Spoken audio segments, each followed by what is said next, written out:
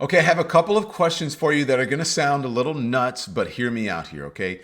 Is the United States bringing back the draft?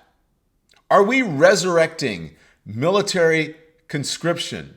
Could your son or your daughter be forced to take up arms and be sent overseas to God knows where? Well, not exactly, but maybe just a little. Listen to this. Oklahoma is transforming its classrooms into career launch pads. Governor Stitt made this announcement online. He also spoke with Fox 25's David Chasnoff about what this could mean for students moving forward. I'm always talking about classrooms to careers. Governor Stitt announced Friday that he wants to prepare every student for success in the workforce. It's incumbent upon us as leaders to really set that stage and that expectations for people that they can accomplish whatever they set their mind to. He has some ideas to make this happen, like requiring students to graduate from Oklahoma high schools. Stitt also wants students to have to be accepted into a college. If not college, he says kids should be accepted into a career tech. Otherwise, Stitt says a student would have to be going into the Army. So yes, you heard that right. Governor Kevin Stitt of Oklahoma planning to send students to war?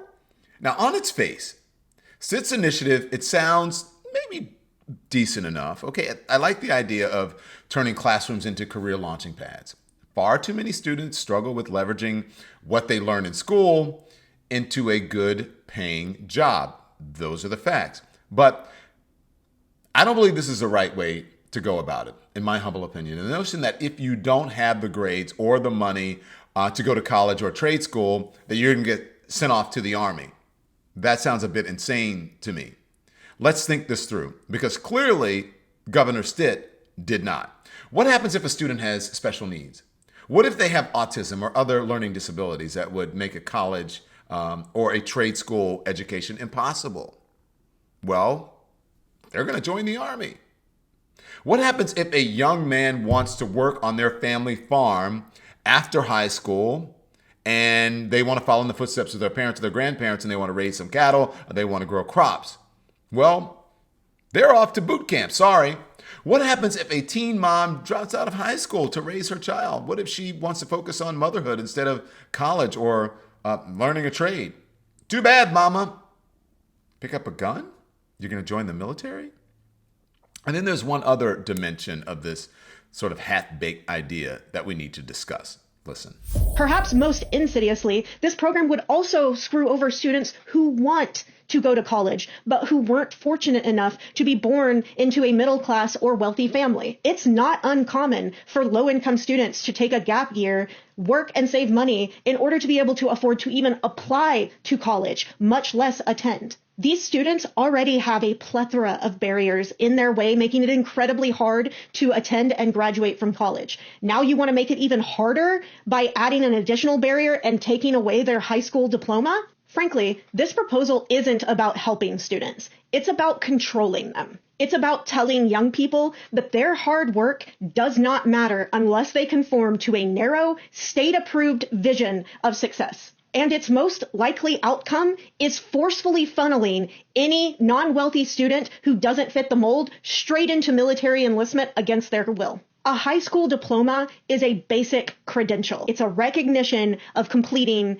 years of education. Denying it to students who have met every academic standard and every academic requirement is not just wrong, it is harmful. We know that success looks different for everyone. Some students thrive in college.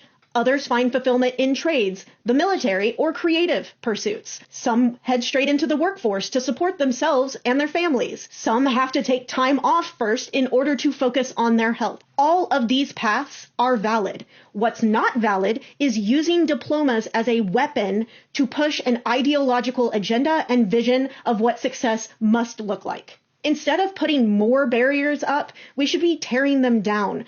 We should be supporting students in whatever path they choose to take and ensuring that every young person who completes their coursework gets the diploma that they've earned. I feel like I'm going crazy that we even have to say that out loud now. And here's why I say that this should matter to all of us, not just those of us who live in Oklahoma. If this program succeeds in Oklahoma, it could set a dangerous precedent for the rest of the country. You know, that woman is absolutely right.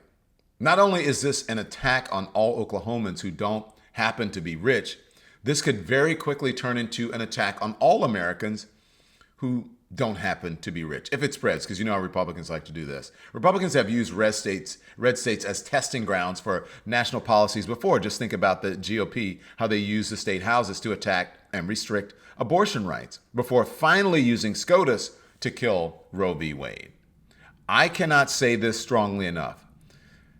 This plan is bonkers. And to be clear, right now, this initiative is only in the early stages of development. It's only, quote, an idea, as his representatives say, tweeting this out. To clarify, Governor Stitt is not suggesting that we mandate military service. He wants to see that every kid graduating from high school has a plan, whether that be college, career tech, military service, or workplace. Don't believe everything you see on the internet, folks.